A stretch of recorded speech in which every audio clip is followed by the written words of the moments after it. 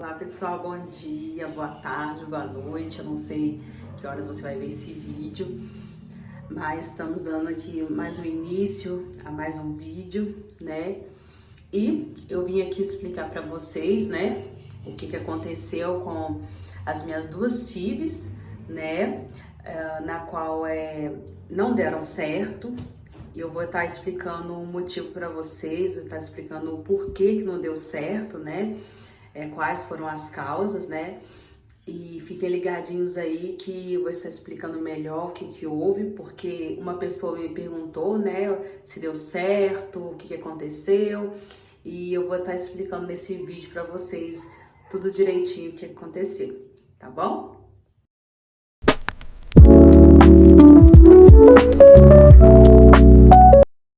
Então, gente, eu vou explicar o que aconteceu, né, o real motivo de que as minhas duas FIVs não deram certo, né? Como eu havia falado aí, uma pessoa me perguntou se havia dado certo, né? A questão da FIV, né? Eu vou estar explicando o porquê que não deu certo.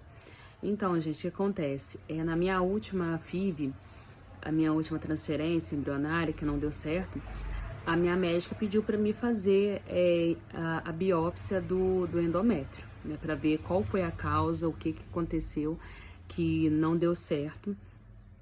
E aí, gente, quando foi no dia 16 de junho, eu fui fazer a biópsia, né, e lá eles passam um caninho, né, transvaginal, para ver como que tá por dentro do útero e o que tá acontecendo com o nosso endométrio, né.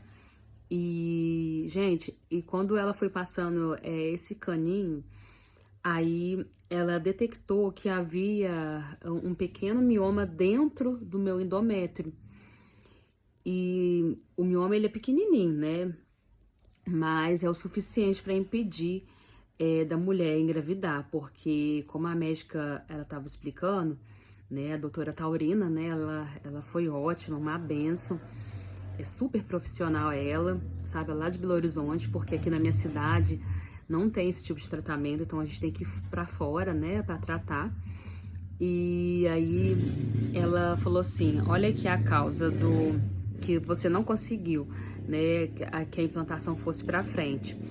E foi o mioma. E aí, queridos, ela pegou, foi lá, tirou, né, cortou, né, deu o pique, né, lá dentro, né, do útero e conseguiu tirar esse mioma que estava dentro da cavidade. E, gente, eu vou falar pra vocês, assim, é um processo, assim, que eu posso dizer, não é com muita dor, não dói tanto assim esse processo, esse procedimento, mas é um incômodo que a gente sente, sabe? A gente sente um incômodo e, e aí a gente sente, né, quando ela vai tirando, né, e tudo. Então a gente sente. Por quê? A gente, antes, né, de acontecer o procedimento, a gente toma um remédio sublingual, coloca abaixo da língua, né, pra não sentir muita dor. Mas só que como eu sou bastante sensível, né, gente, desculpa porque aqui o trânsito é uma benção, né, esses barulhos aí. Então, como eu sou um pouco sensível, aí eu sinto um pouquinho, né, um incômodozinho pequeno, mas nada de dor, nem nada disso terrível, né, na qual não possa suportar, né. É uma dor, porém é uma dor suportável. E aí, ela pegou, falou assim, agora vamos fazer uma coleta para me ver o que tá acontecendo com o seu endométrio, se você tem endometrite ou se você tem endometriose. Gente, eu fiquei morrendo de medo de ser endometriose, porque a endometriose, ela é algo mais grave, né? E aí, quando foi dia 24, o resultado da minha biópsia saiu, né? Aí tudo ok, tudo certinho. Mas quando chegou o resultado do endométrio, deu endometrite, uma inflamação no meu endométrio. E aí, antes de eu continuar com o tratamento da FIV, né, com o procedimento da FIV, eu teria que tratar primeiro o meu endométrio, para ele ficar bom novamente e para ele ficar apto para receber a minha terceira, né, a minha terceira FIV, minha terceira tentativa. E aí eu fiquei tratando, gente, por volta de 14 dias. Eu tomei antibiótico, muito mesmo. E tomei uma injeção intramuscular, né? E essa injeção, ela arde um pouquinho, mas graças a Deus que Deus, ele é tão bom, ele cuida nos mínimos detalhes, que a minha injeção que o meu esposo comprou pra mim, ela tem um efeito anestésico, né? Então eu não senti tanto quando a enfermeira foi aplicar em mim, porque esse tipo de injeção tem que ser aplicado ou no hospital ou na UPA.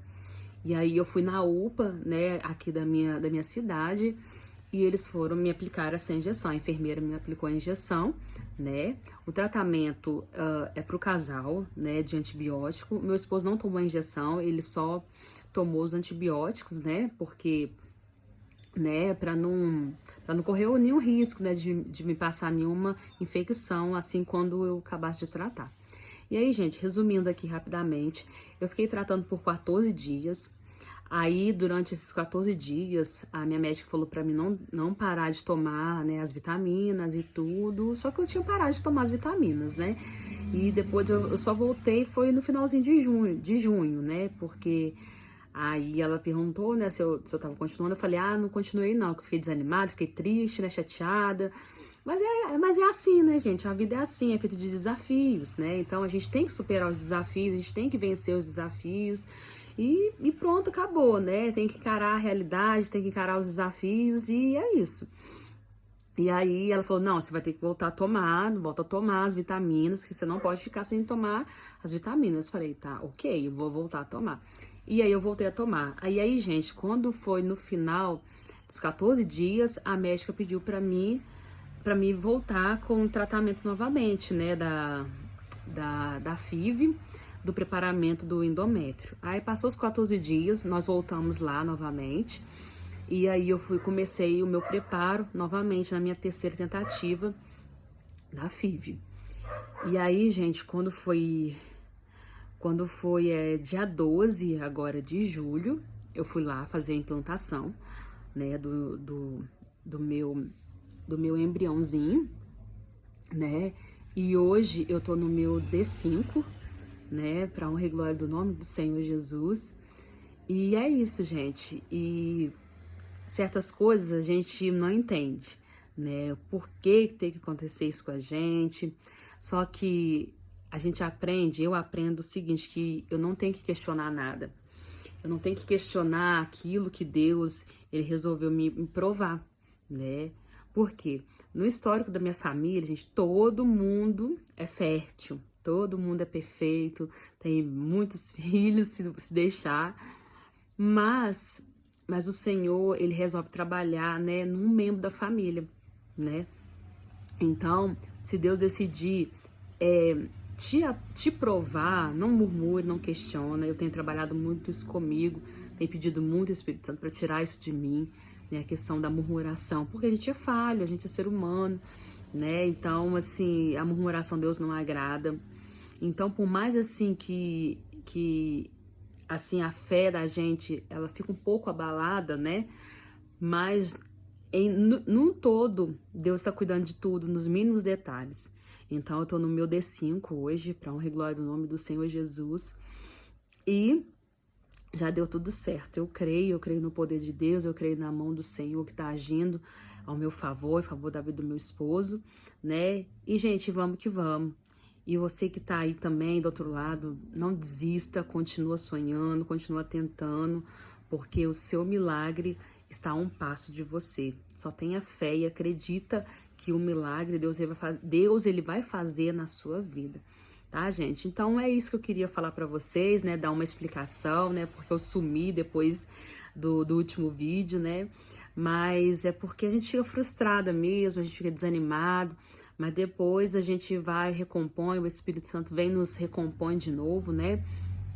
E eu gosto muito de uma frase, né? Que a Dani, ela fala no canal dela, da Missão Virtuosa, que ela fala assim, se não tiver bem, vai ficar bem em nome de Jesus.